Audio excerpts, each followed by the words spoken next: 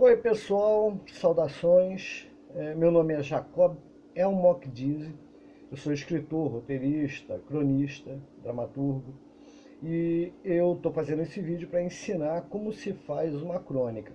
Este vídeo tem patrocínio do Governo do Estado do Rio de Janeiro, da Secretaria de Cultura do Estado do Rio de Janeiro, através do edital Cultura nas Redes. Ao longo desse vídeo nós vamos conversar sobre o que é uma crônica e como se escreve uma crônica.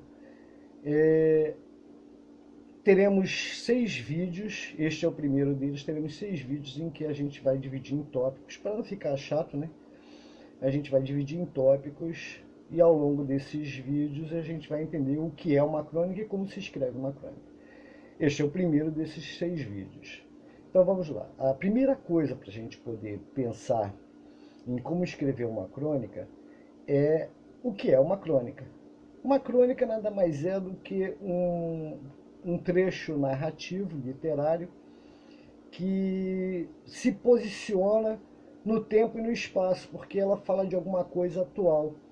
Então, no momento em que a gente escreve alguma coisa que seja atual, a gente está escrevendo uma crônica. Normalmente a crônica é um texto narrativo curto, mas não é obrigatório. Aliás, eu gostaria de, logo neste primeiro vídeo, dizer que em arte, de um modo geral, não existe o certo ou o errado, você faz como quiser.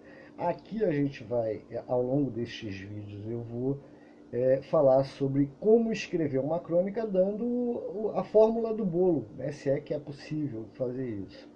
Mas não quer dizer que você deva seguir à risca aquilo que fugir ao que eu falo não seja uma crônica. Pelo contrário, é uma crônica. Então, repetindo, uma crônica é um texto literário narrativo que fala sobre atualidades. Normalmente, mas não obrigatoriamente, utiliza-se de bom humor, né, para se fazer uma crítica contemporânea. Mas, de novo, não é obrigatório, né? No final desse vídeo, eu espero que você que vai me acompanhar seja capaz não só de escrever uma crônica, mas qualquer outro texto narrativo, porque todas as dicas que serão dadas aqui servem para qualquer coisa, para uma dramaturgia, para um romance, um conto e até mesmo a sua redação da escola. Bom, vamos lá. A primeira coisa, então, como eu estava dizendo, é o que é uma crônica. Uma crônica é um texto narrativo contemporâneo, atual, geralmente com bom humor, pode ser escrito em primeira pessoa, em terceira pessoa, e ela se posiciona no tempo e no espaço.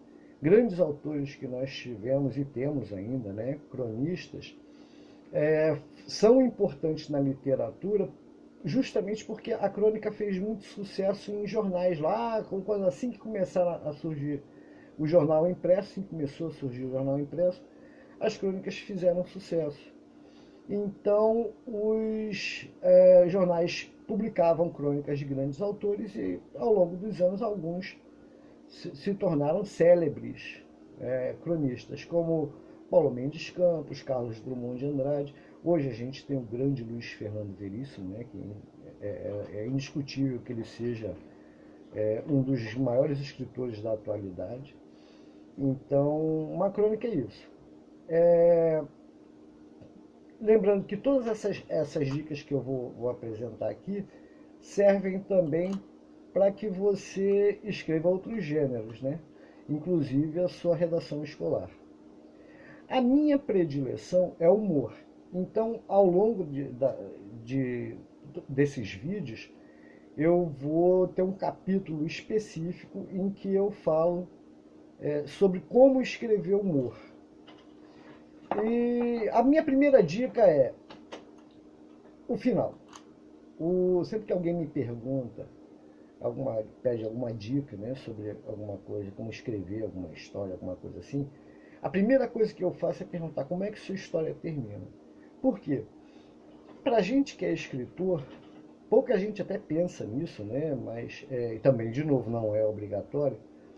Mas se você não sabe como sua história termina, como é que sua história vai terminar, fica mais complicado de você desenvolver essa narrativa. Então, sempre antes de escrever uma história, saiba como ela termina. Imagina, uma mãe vai contar a história da Chapeuzinho Vermelho para o seu filho que vai dormir, mas ela não sabe como a história da Chapeuzinho Vermelho termina. Você consegue imaginar o quanto vai ser difícil ela contar essa história? É exatamente assim. Quando você senta para escrever uma história, você tem que ter em mente como é que a sua história termina. Essa é a minha primeira principal dica para você escrever alguma coisa. Saiba como sua história termina. Outra coisa é que o segredo de um bom escritor, ele se baseia em dois pilares: ler e escrever. O bom escritor, ele lê muito e escreve muito. Com a prática vem a perfeição, né? Então você se inspira em algumas histórias que lê, a maneira como o autor escreve, e consegue escrever a sua história também. É importante que você leia para que você conheça como é que se escreve uma história, né? Como é que se desenrola uma história. E treinar, praticar, escrever o máximo possível é o segundo pilar. Então a gente já está nisso, né? Você precisa ler, praticar escrevendo, e sempre que sentar para escrever uma história, você tem que saber, antes de começar a escrever, como é que a história termina. Volto a repetir, isso não é obrigatório. Não existe um jeito certo ou errado. Eu estou dando técnicas, né, para que facilitem o seu trabalho. Então vale a pena ler Paulo Mendes Campos, Carlos Drummond de Andrade, o Luiz Fernando Veríssimo, né, para você conhecer. Quase sempre a crônica faz uma crítica social bem humorada. E o humor não é obrigatório, porque não existe certo ou errado em fazer arte, mas o humor é importante. A minha segunda dica é o assunto que você vai falar, que em teatro a gente chama de buziles e nos roteiros a gente chama de premissa. É a mesma coisa, é o assunto sobre o qual você vai falar. Esse assunto ele pode ser abordado de forma direta ou indireta. Eu vou dar um exemplo que eu me espelho muito nesse conto, nessa fábula, que é o Patinho Feio. Que se você, praticamente todo mundo já conhece a fábula do Patinho Feio, né? É uma fábula que faz uma crítica sobre o preconceito social. A fábula do Patinho Feio fala sobre preconceito. Só que essa palavra preconceito, ela não está em lugar nenhum dentro do texto. Se você pegar o Patinho Feio e for ler o Patinho Feio, você vai perceber que essa palavra não está escrita. Tudo gira em torno de preconceito, mas essa palavra não está escrita no texto. Se você conseguir pegar um assunto e fazer exatamente como o Patinho Feio, você vai ter uma obra sublime. Eu procuro fazer isso. Quando eu quero falar de um determinado assunto, eu não uso a palavra, né, o buziles, eu não uso essa palavra no meu texto. Ela fica por trás das linhas ali, ela fica no subtexto.